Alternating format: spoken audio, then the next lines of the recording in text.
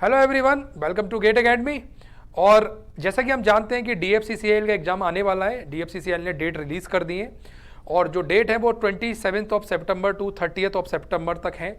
उसमें आपका exam slot रहेगा। जो भी आपने ऑप्ट करा होगा एग्जाम, उसके हिसाब से आप देख लेंगे उनकी वेबसाइट पर जाकर। लेकिन कुल मिलाकर अगर हम बात करें तो आज से अगर हम बात करेंगे तो लगभग अगर हम देखेंगे तो 15 से 16 दिन हमारे पास रह गए हैं। ठीक है, तो उसमें से भी अगर हम एक इंटीजर वैल्यू ले लेते हैं कि हम मान के चलते हैं कि हमारे पास 15 दिन रह गए हैं, तो 15 दिन हमारे पास रह गए हैं। अब इस 15 दिन में हमको क्या करना है, कैसे हमको आगे की रणनीति बनानी है, क्या हमको करना है, इस चीज पे मैं बात करने वाला हूं। क्योंकि इस बार जो अपॉर्चुनिटी मिली है वो मिस नहीं होनी चाहिए। तो कुल मिलाकर मैं आपको बताता हूं रिवीजन प्लान के बारे में कि DFCCIL का लास्ट 15 दिन है और इस बार चूकना नहीं है हमको किसी भी तरीके से। अगर आप इस बार चूक गए तो पता नहीं बाद में वैकेंसी कब आएंगी। एक अच्छी वैकेंसी आई हुई है, एक बढ़िया अपॉर्चुनिटी आपको मिली हुई है। तो सब कुछ बंद कर सिर्फ और सिर्फ 15 दिन ढंग से आपको रिवीजन करना होगा। तो मैं बता देता हूं कि 15 दिन का जो रिवीजन प्लान है उसमें आपको किस चीज पर फोकस करना है। जो भी सब्जेक्ट आपने पढ़ लिए हैं उन सब्जेक्ट को आप पढ़ते रहिएगा, लेकिन आप कुछ नया ट्राई ना करें।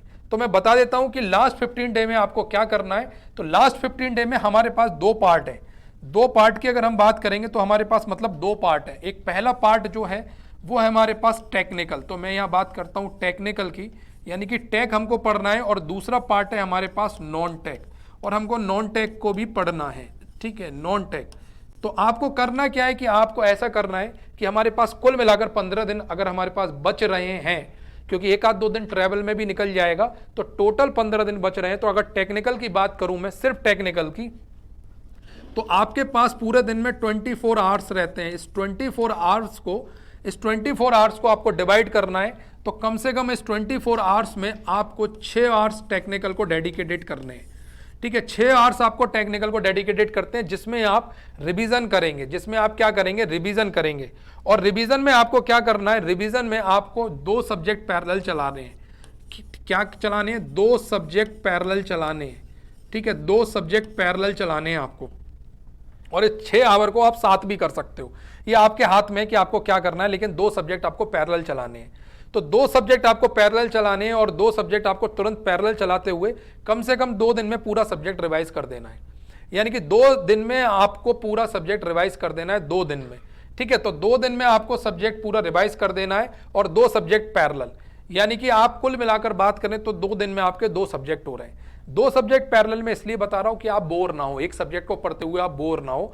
थोड़ा सा आपका फ्लेवर चेंज होगा तो आपकी दिमाग की चीजें और चलेंगी।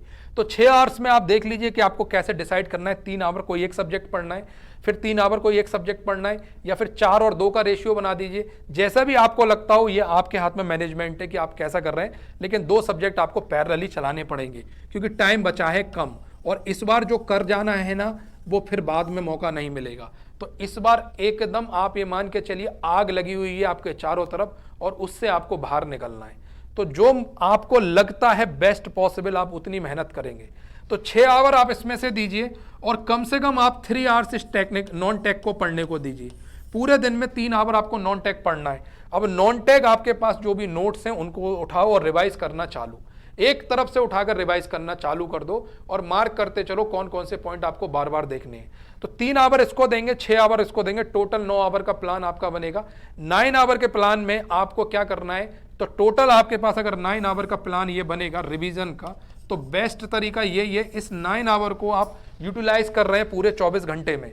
तो 9 आवर्स आपको देने हैं किसमें, रिवीजन में, सिर्फ रिवीजन में पूरे दिन। अब कुछ बच्चे ऐसे होंगे जिनके कोई सब्जेक्ट रह गए होंगे, तो भाई 9 आवर्स आप दे रहे हैं 24 में से। अब बच रहे हैं आपके पास जितने भी टाइम आपके पास बच रहा है उसको आप 3 घंटे और ले लें, 3 घंटे उसमें से और ले लें।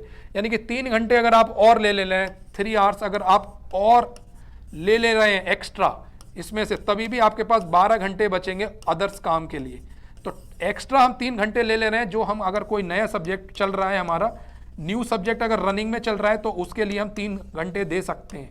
तो 3 घंटे हम उसके लिए दे सकते हैं। तो टोटल 12 घंटे हम निकाल सकते हैं अपनी पढ़ाई के लिए, और 12 हम अपने अदर काम के लिए दे सकते हैं। तो इस समय अगर आप कम भी सो लेंगे तो काम चल जाएगा। इस समय आप अगर कहीं और टाइम व्यस्त ना कर अपना वो टाइम इस स्टडी में दे देंगे तो आपके लिए फायदा है। क्योंकि अगर एक बार जॉब लग गई इसमें DFCCIL में, फिर आप आराम से सोना और आराम से अपना टाइम बर्बाद करना कोई रोकने वाला नहीं है। लेकिन मैं आपसे यही कहूंगा कि ना ये 15 दिन ना सिर्फ रिवीजन को ना ज्यादा फोकस करना, कोई नया चीज ट्राई नहीं करना, कोई नया सब्जेक्ट शुरू मत करना, जो रनिंग में है उसको चलने देना, लेकिन नया सब्जेक्ट ट्राई मत करना। जितना हो सके पुराने सब्जेक्ट को रिवाइज करो, क्योंकि आप पुराने सब्जेक्ट से कॉन्सेप्ट अगर वहां कनेक्ट नहीं कर पाओगे तो जितनी भी दिन आपने मेहनत करी है 3 महीने 4 महीने वो बर्बाद है। ठीक है, तो ये रिवीजन प्लान के साथ आप ऐसे चलोगे। मैनेजमेंट अब आपके हाथ में है, मैनेजमेंट आपके हाथ में, मोटा मोटा मैंने प्लान बना दिया। अगर आप इस तरीके से कर पाएंगे, यकीन मानिए आप क्वेश्चन वहां बनेगा, आपसे सिलेक्शन के चांस बनेंगे। क्यों बनेंगे सिलेक्शन के चांस? अगर क्वेश्चन सही करोगे तभी सिलेक्शन होगा, अदरवाइज दिक्कत आने वाली है। तो वहां जाकर ये नहीं सोचना है कि सर मेरे को क्वेश्चन समझ नहीं आ रहा और इसका कॉन्सेप्ट मैंने पढ़ा था तो कनेक्ट नहीं हुआ। उसका सीधा कारण है कनेक्ट इसलिए नहीं हुआ, रिवीजन नहीं करा। तो भाई देर मत करना, आज से ही लग जाओ, जैसे ही समझ में आए तुरंत लग जाना, क्योंकि इस बार ना DFCCIL को निकाल देना है। ओके, तो ये प्लान आपको समझ में आया होगा, मुझे लगता है ऐसे करके आपको डेडिकेटेड अपना टाइम देना चाहिए। अब मैनेजमेंट आपके हाथ में रहा। ओके, तो मिलते हैं सिलेक्शन के बाद। Bye bye, thank you from my side.